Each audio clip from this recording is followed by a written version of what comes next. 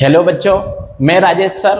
आज आपको बताने जा रहा हूं कि बहुत सारे बच्चे मेरे से पूछते हैं कि सर 12th क्लास या 10th क्लास में बच्चे फेल हो गए हैं तो कि हम डबल से एग्जाम देना चाहते हैं, तो एग्जाम देंगे तो हम किस तरह से पढ़ाई करें। एमपी बोर्ड की मैं बात कर रहा हूं यहाँ पर।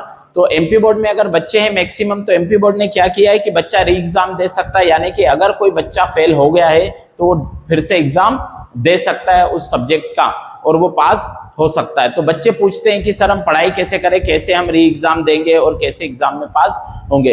तो मैं बेटा आपको एक तरीका बता रहा हूं कि जिससे आप अच्छे से पढ़ाई कर सकते हैं। सबसे पहले आप क्या करेंगे कि अपने जो बुक हैं, आप बुक से एनसीईआरटी के जो क्वेश्चंस होते हैं उन क्वेश्चंस को करें।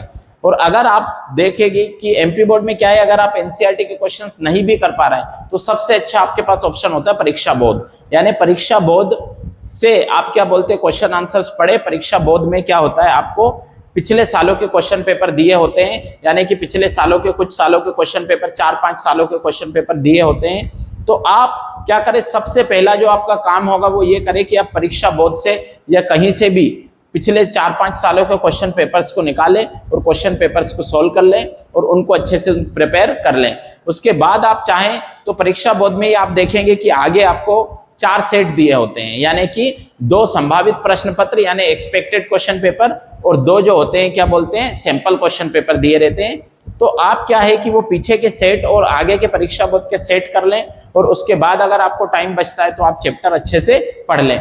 किसी भी सब्जेक्ट की मैं बात करूंगा तो हर सब्जेक्ट में आप परीक्षा बोध के सेट कर लें और उसके बाद आप क्या करें, जैसे हिंदी इंग्लिश की हम बात करते हैं तो हिंदी इंग्लिश में आप क्या करें, चैप्टर्स को थोड़ा पढ़ लें और चैप्टर्स को पढ़ के चैप्टर को अच्छे से समझ लें, क्योंकि उसी के बीच में से क्वेश्चंस आ जाते हैं, क्वेश्चन पूछ लेते हैं। ग्रामर को आप अच्छे से प्रिपेयर कर लें, उसके बाद आप एग्जाम देने जाएं, चाहे कोई सा भी सब्जेक्ट हो। और अगर मैं बात करूं 11th-12th की केमिस्ट्री की या फिजिक्स की या मैथ्स की या बायो की, तो जब आपको 11th-12th के सब्जेक्ट अगर देने हैं, आपको 11th-12th का एग्जाम देना है, तो आप उसके लिए बेटा क्या करेंगे, सबसे पहले आप 11th-12th के लिए क्या करेंगे कि 11th-12th में जितना आपका बुक है, जितने टॉपिक से, जितने डेरिवेशन से, न्यूमेरिकल से, उनको अच्छे से प्रिपेयर कर लें।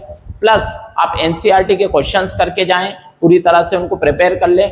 और उसके बाद आप भी ये तरीका अपना सकते हैं कि परीक्षा बोर्ड से आप पिछले सालों के 4-5 सालों के क्वेश्चन पेपर को सॉल्व कर लें और उसके बाद एग्जाम हॉल में जाएं, यानी कि जब आप एग्जाम देने जाएं तो पूरी तरह से प्रिपरेशन करके जाएं और उसके बाद आप देखेंगे कि 100% आपका रिजल्ट बहुत सही आ जाएगा, है ना।